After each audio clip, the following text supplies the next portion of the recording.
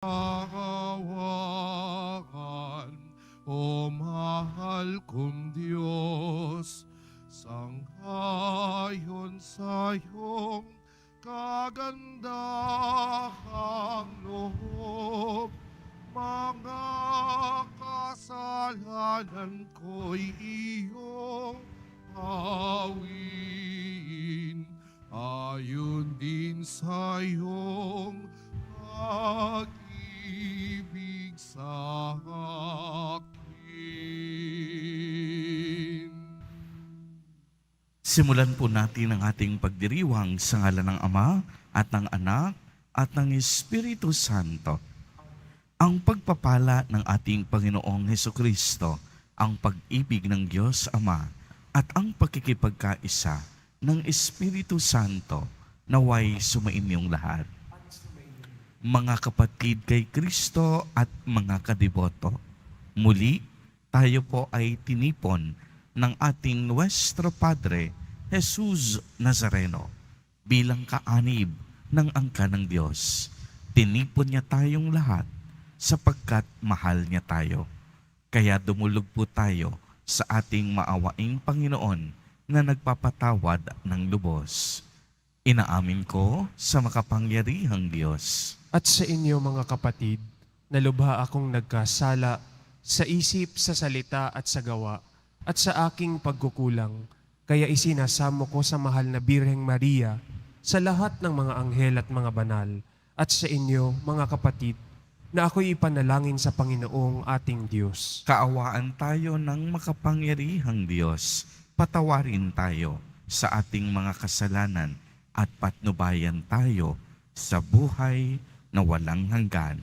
Amen. Panginoon, kaawaan mo kami. Panginoon, kaawaan mo kami. Kristo, kaawaan mo kami. Kristo, kaawaan mo kami. Panginoon, kaawaan mo kami. Panginoon, kaawaan mo kami.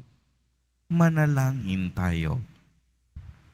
Ama naming makapangyarihan, sa masaya naming pagdiriwang sa 40 araw na paghahanda sa pagkabuhay at sa pakikinabang namin sa salo-salong banal ng paghahaing ipinagkamit namin ng katubusan, ikagalak nawa namin ang dulot nitong kabutihan sa pamamagitan ni Hesukristo kasama ng Espiritu Santo magpa sa walang hanggan. Amen. Magsiupo muna ang lahat.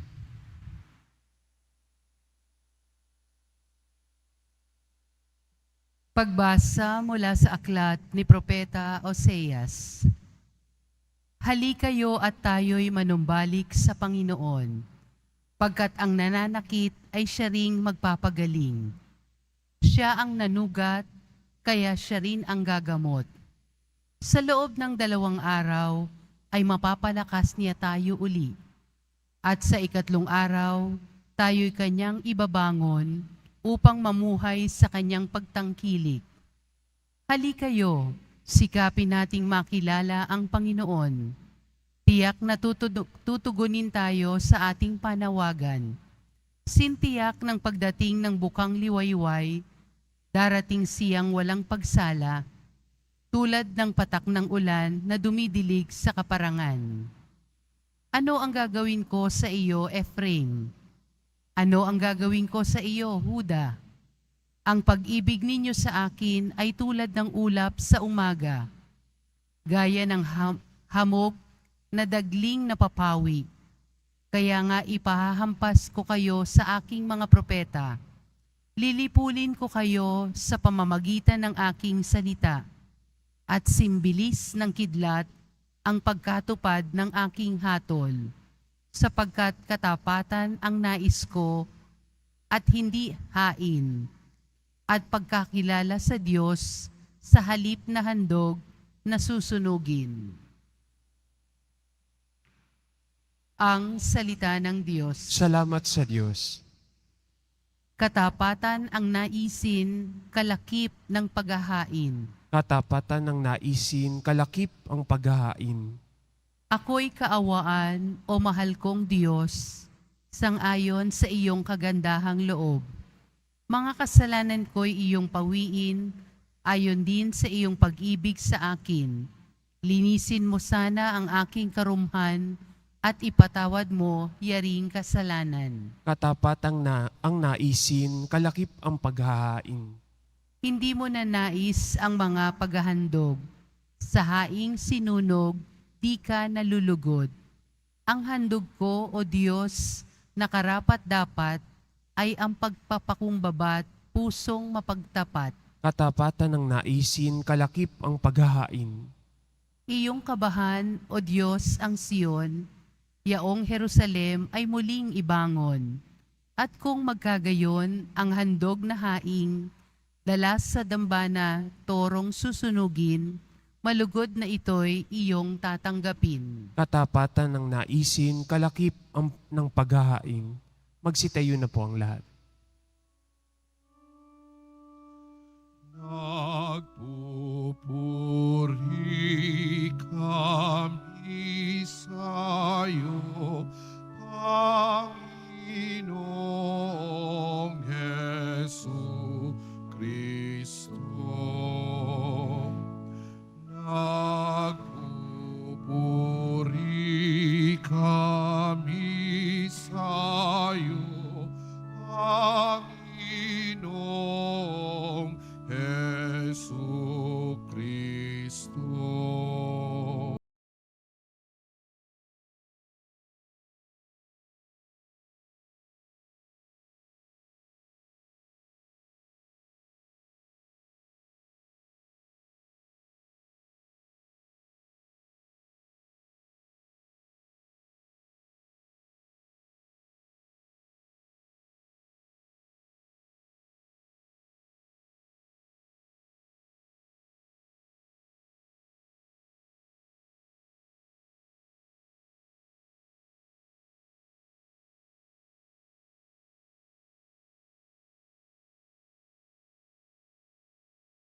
Puri kami sa'yo, Panginoong Hesu Kristo. Sumainyo ang Panginoon. At sumaiyo rin. Ang mabuting balita ng Panginoon ayon kay San Lucas. Papuri sa iyo, Panginoon. Noong panahong iyon, sinabi ni Jesus ang talinhagang ito sa mga taong ang tingin sa sarili matuwid at umahamak naman ng iba. May dalawang lalaking pumanhik sa templo upang manalangin. Ang isa'y pariseyo at ang isa namay publikano. Tumindig ang pariseyo at pabulong na nalangin ng ganito, O Diyos, nagpapasalamat po ako pagkat hindi ako katulad ng iba, mga magnanakaw, mga mandaraya, mga mangangalunya, o kaya'y katulad ng publikanong ito. Makalawa akong nag-aayuno sa loob ng 1 linggo. Nagbibigay ako ng ikapo na ng lahat kong kinikita.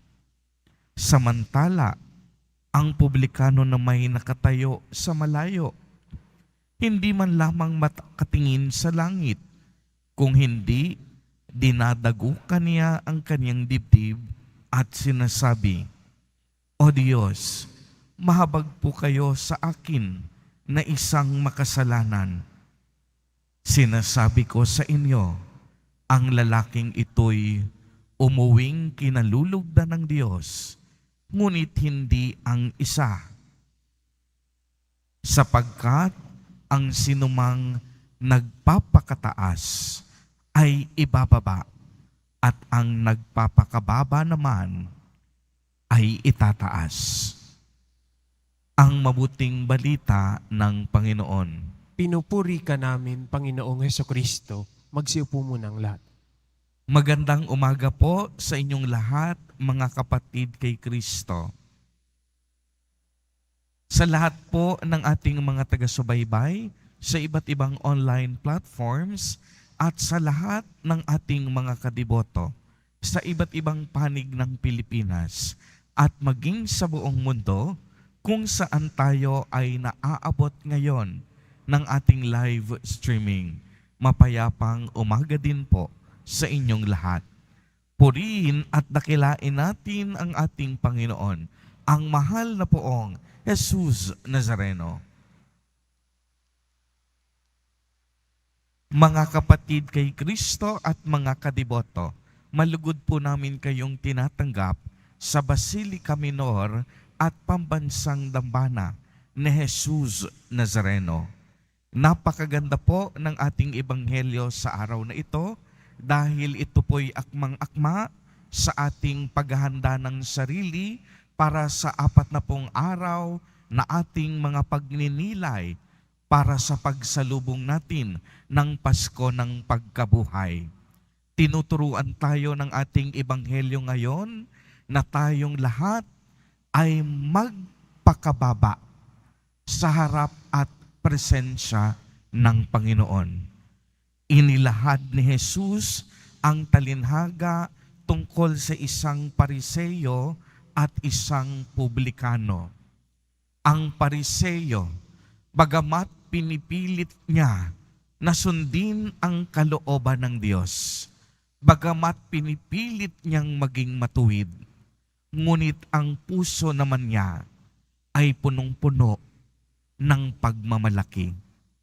Uulitin ko, yung Pariseyo sa talinhaga, pinipilit niyang gawin ng buong makakaya niya upang maging kalugod-lugod siya sa Diyos. Pinipilit niya na sundin ang lahat ng pinag-uutos at kalooban ng Panginoon. Ngunit ang puso naman niya ay punong-puno ng pagmamalaki. Ikinumpara siya sa isang publikanong nanalangin. Alam po ninyo, ang tingin ng mga tao noon sa publikano ay pawang makasalanan. Ang mga publikano ang mga nangungulekta ng buwis.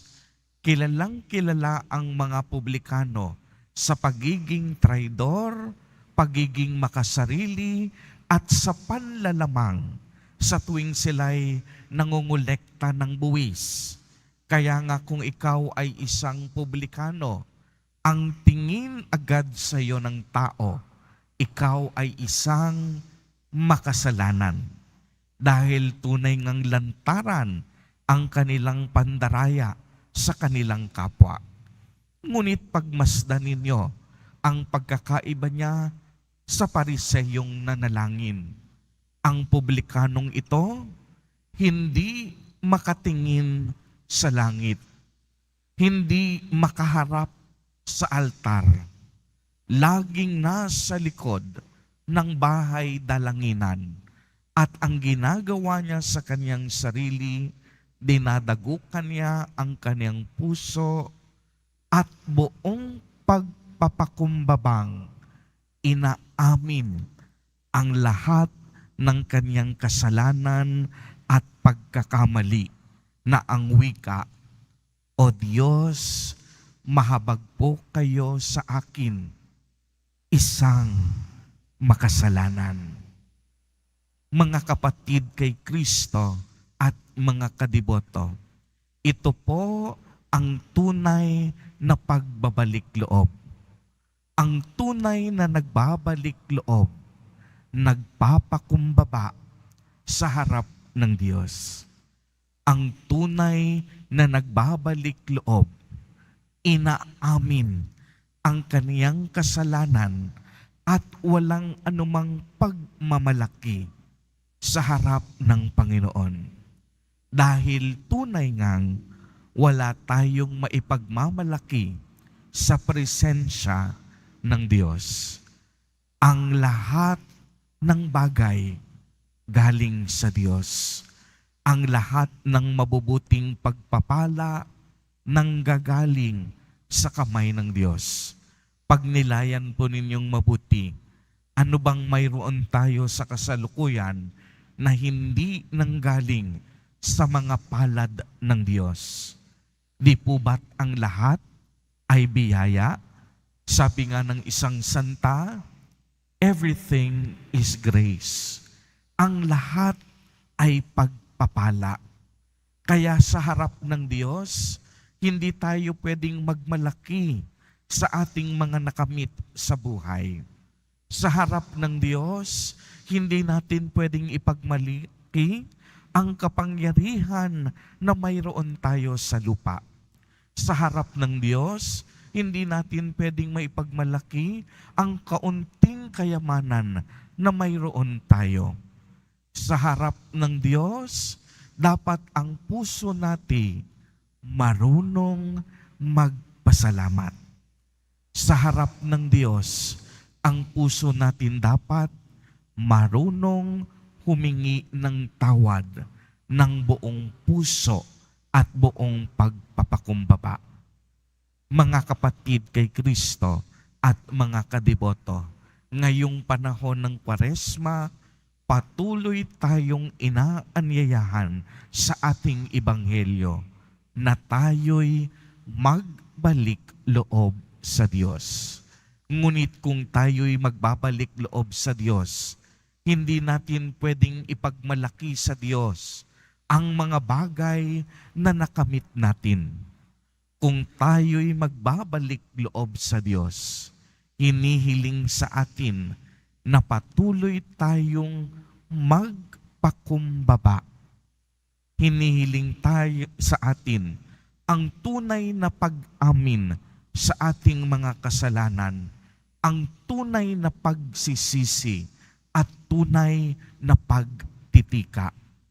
Aminin natin ang pagiging makasalanan natin dahil tayong lahat may karupukan, may kahinaan at may pagkakamaling mga nagawa sa ating buhay. At lagi nating iisipin, kung tayo'y magbabalik loob sa Diyos ng buong pagpapakumbaba, alam naman natin na tayo'y hindi huhusgahan kailanman ng Panginoon. Sa tuwing tayo'y nagbabalik loob, tayo'y niyayakap ng Diyos at pinababago niya ang ating puso, buhay at pagkatao. Amen. Purihin at dakilain natin ang ating Panginoon, ang mahal na poong Jesus Nazareno.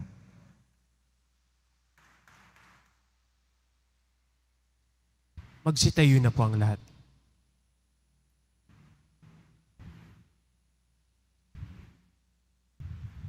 Minamahal kong mga kapatid, taglay ang mga pusong nagsisisi at nagpapakumbaba.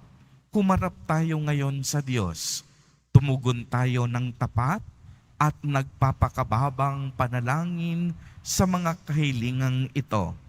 Sa bawat panalangin ang ating itutugon, padaluyin mo sa amin ang iyong habag, o Panginoon. Padaluyin mo sa amin ang iyong habag, o Panginoon. Ang simbahan naway maging isang tiyak na kanlungan para sa mga makasalanan at mga tinatakwil ng lipunan. Manalangin tayo. Padaluyin mo sa amin ang iyong habag, o Panginoon. Ang mga naglilingkod sa bayan naway magbigay ng higit na malasakit sa mga kababaihan, mga bata, mga ulila, mga matatanda at mga walang tahanan. Manalangin tayo. Padaluyin mo sa amin ang iyong habag, o Panginoon. Ang mga mananampalataya naway magkaroon ng higit na malalim na pananalangin at pagsisisi, lalo na sa mga panahong ito ng Kwaresma. Manalangin tayo. Padaluyin mo sa amin ang iyong habag, o Panginoon. Ang mga may sakit naway maranasan ang nakapagpapagaling na kapangyarihan ni Kristo upang mabigyan sila ng pag-asa. Manalangin tayo. Padaluyin mo sa amin ang iyong habag, o Panginoon.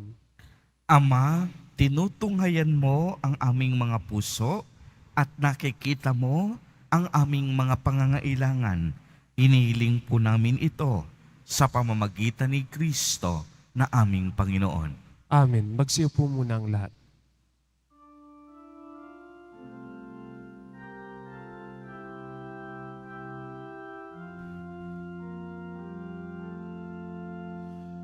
Sa'yo ang aming handog, ang tinapay at alak na ito, handog ng iyong hayang sumasamot, humihingi ng katawan mo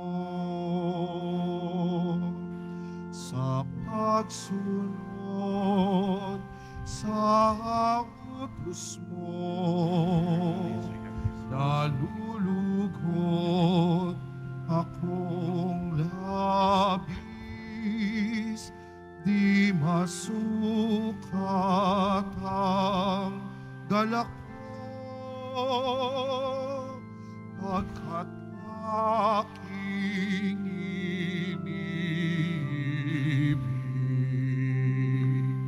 Sa'yo, Ama, aming handog, ang tinapay at alak na ito, handog ng iyong hayang sumasamot, humihingi ng katawan mo. Magsitayo na po ang lahat. Manalangin kayo mga kapatid upang ang paghahain natin ay kalugdan ng Diyos amang makapangyarihan. Tanggapin nawa ng Panginoon itong paghahain sa iyong mga kamay, sa kapurihan niya at karangalan, sa ating kapakinabangan at sa buong sambayanan niyang banal. Ama naming lumikha, sa iyong kagandahang loob, dinalisay mo kami upang sa iyo'y makadulog. Sa pagdiriwang na ito ng maringal na paghahandog, maihainawa namin ang iyong ikinalulugod sa pamamagitan ni Jesucristo, kasama ng Espiritu Santo, magpa sa walang hanggan. Amen. Sumainyo ang Panginoon. At sumaiyo rin. Itaas sa Diyos ang inyong puso at diwa. Itinaas na namin sa Panginoon. Pasalamatan natin ang Panginoong ating Diyos. Marapat na siya ay pasalamatan. Ama naming makapangyarihan, tunay ngang marapat na ikaw ay aming pasalamatan sa pamamagitan ni Jesucristo na aming Panginoon. Sa aming kusang pagtitiis ng hirap, tinutulungan mong aming maitumpak ang kinamahis ng pagsalungat sa pananagutang iyong iniatas, ang aming pagtulad sa anak mong mahal na nagpakasakit para sa tanan. Ang pagsisikap namin ay iyong kinalulugdan at ang pagpapakabuti nami iyong ikinararangal. Kaya kaisa ng mga anghel na nagsisiawit ng papuri sa iyo, nang walang humpay sa kalangitan, kami nagbubunyi sa iyong kadakilaan. Santo, Santo, Santo, Panginoong Diyos ng mga hukbo, napupuno ang langit at lupa ng kadakilaan mo o sana sa kaitaasan. Pinagpala ang naparirito sa ngalan ng Panginoon o sana sa kaitaasan. Magsilud po ang lahat. Ama naming banal, ikaw ang bukal ng tanang kabanalan, kaya't sa pamamagitan ng iyong Espiritu ay gawin mo pong banal ang mga kaloob na ito upang para sa amin ay maging katawan at dugo ng aming Panginoong Jesucristo. Bago niya pinagtiis ang kusang loob na maging handog, hinawakan niya ang tinapay, pinasalamatan kaniya, pinagati-hati niya iyon, iniabot niya sa kaniyang mga alagad at sinabi, "Tanggapin ninyong lahat ito at kanin. Ito ang aking katawan na ihahandog para sa inyo."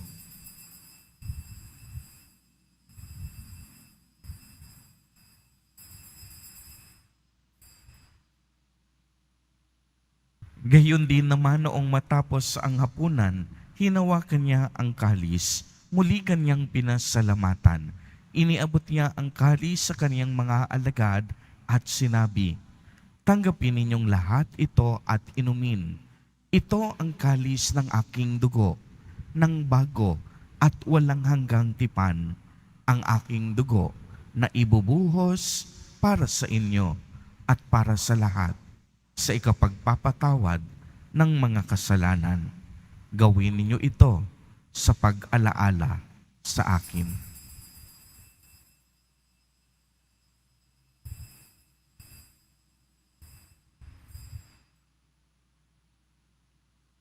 Magsitayo na po ang lahat. Ipagbunyi natin ang misteryo ng pananampalataya. Si Kristo'y namatay, si Kristo'y nabuhay, si Kristo'y babalik sa wakas ng panahon.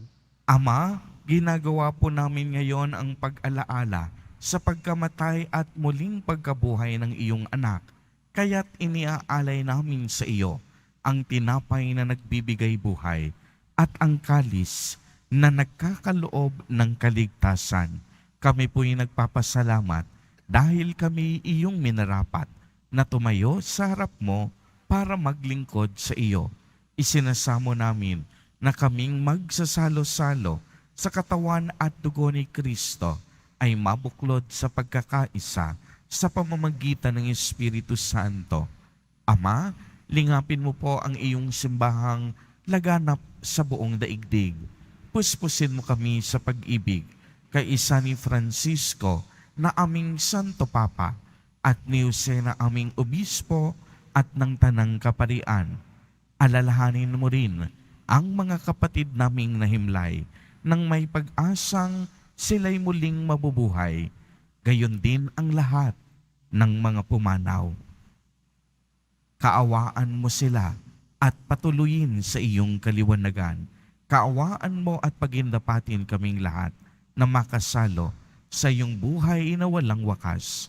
Kaisa ng mahal na Birheng Maria na ina ng Diyos, ng kabiyak ng puso niyang si San Jose, kaisa ng mga apostol ni San Juan Bautista, San Lorenzo Ruiz de Manila, at San Pedro Calungsod, at ng lahat ng mga banal na namuhay dito sa daigdig ng kalugod-lugod sa iyo. Maipagdiwang nawa namin ang pagpupuri sa ikararangal mo sa pamamagitan ng iyong anak na aming Panginoong Hesukristo. Sa pamamagitan ni Kristo, kasama niya at sa Kaniya, ang lahat ng parangal at papuri ay sa iyo, Diyos amang makapangyarihan, kasama ng Espiritu Santo, magpa sa walang hanggan. Amen. Amen. Amen.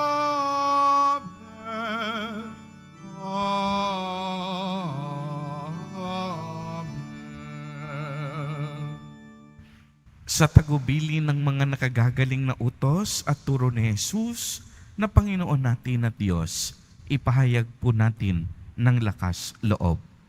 Ama namin, sumasalangit ka. Sambahin ang ngalan mo, mapasa amin ang kaharian mo, sundin ang loob mo dito sa lupa para ng sa langit. Bigyan mo kami ngayon ng aming kakanin sa araw-araw at patawarin mo kami sa aming mga sala para ng pagpapatawad namin sa nagkakasala sa amin at huwag mo kaming ipahintulot sa tukso at iadya mo kami sa lahat ng masama. Hinihiling namin na kami iadya sa lahat ng masama, pagkalooban ng kapayapaan araw-araw, iligtas sa kasalanan at ilayo sa lahat ng kapahamakan, samantalang aming pinananabikan ang dakilang araw ng pagpapahayag ng tagapagligtas naming sa Hesukristo. Sapagkat iyo ang kaharian at ang kapangyarihan at ang kapurihan magpakailanman. Amen. Panginoong Hesukristo, sinabi mo sa iyong mga apostol, kapayapaan ang iniiwan ko sa inyo. Ang aking kapayapaan ang ibinibigay ko sa inyo. Tunghayan mo ang aming pananampalataya at huwag ang napakarami at paulit-ulit naming pagkakasala. Pagkalooban mo po kami ng kapayapaan at pagkakaisa ayon sa iyong kalooban, kasama ng Espiritu Santo, magpa sa walang hanggan. Amen. Ang kapayapaan ng Panginoon ay laging sumainyo. At sumaiyo rin. Magbigayan po tayo ng kapayapaan sa isa't isa.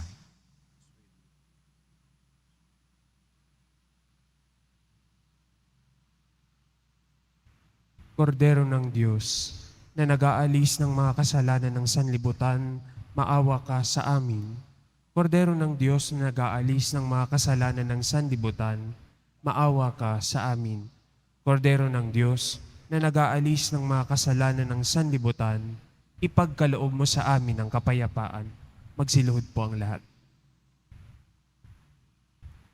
Mga kapatid kay Kristo at mga kadiboto, narito po ang ating Nuestro Padre, Jesus Nazareno. Lumapit po tayo sa Kanya at magbalik loob. Siya ang kordero ng Diyos. Siya ang nag-aalis ng mga kasalanan ng sanlibutan. Mapapalad po tayo na inaanyayahan sa Kanyang piging.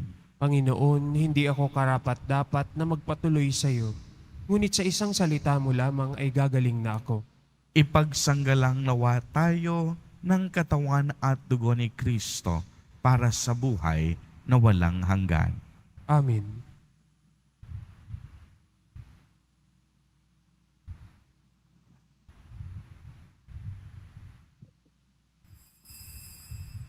Para sa lahat ng tatanggap ng banal na komunyon, sasagot po tayo ng amen pagkasabi ng pari o ng lay minister ng katawan ni Kristo at isubo agad sa bibig bago umalis sa harapan ng pari o lay minister. Sumunod po tayo.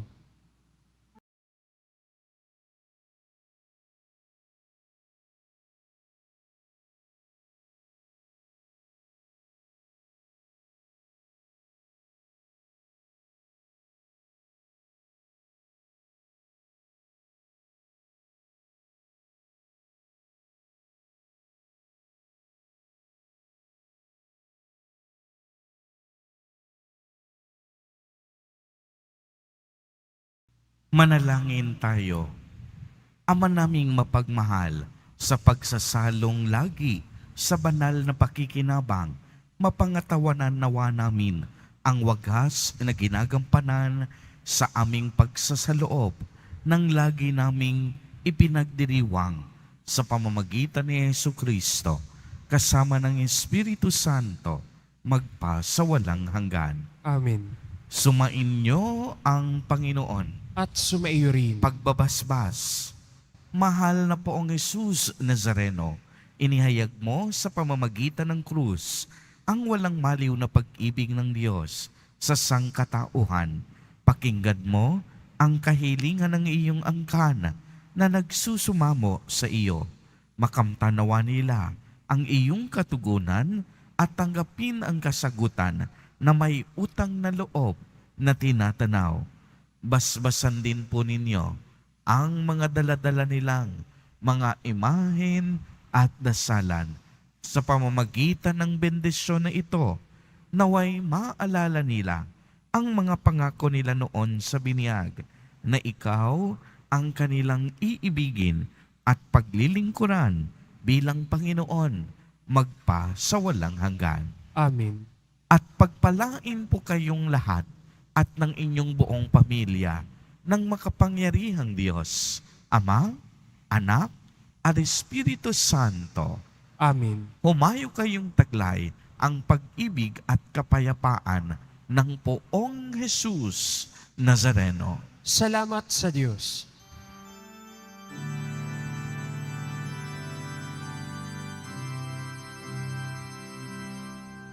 Nuestro Padre Jesús Nazareno, sinasamba ka namin,